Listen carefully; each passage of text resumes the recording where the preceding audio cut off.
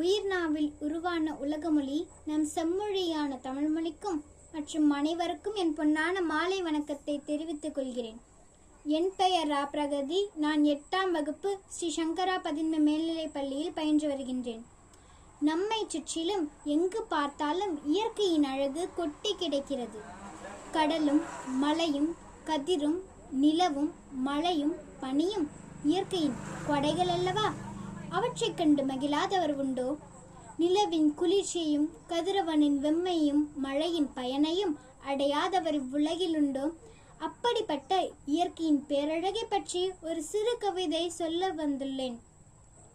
இறைவன் வரைந்த அழகிய ஓவியம் இயற்கை அழகோ அழகு. மரம் தந்த மலரழகு, மலர் வீசும் மனமழகு. மலை தந்த நதி அழகு, நதி ஓடும் ஓசை அழகு.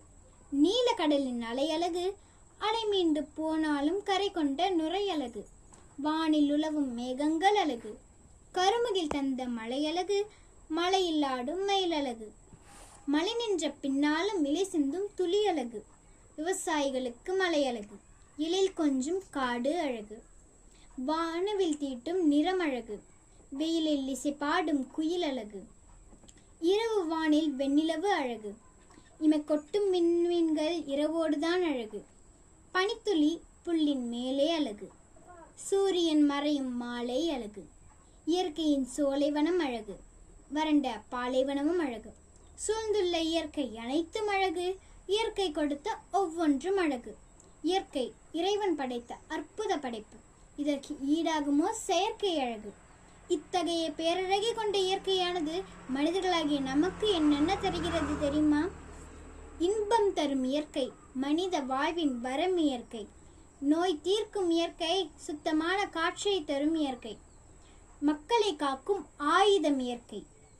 இன்னிசை பாடும் இயற்கை நன்னீர் தரும் இயற்கை.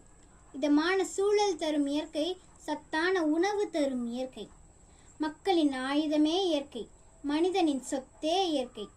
இயற்கையை பாதுகாத்து உன் வாழ்க்கையை பாதுகாத்துக்கொள் மனிதா. இயற்கையை நீ நேசித்தால் இயற்கை உன்னை நேசிக்கும். இயற்கையை நீ அழித்தால் இயற்கை உன்னை அழித்துவிடும்.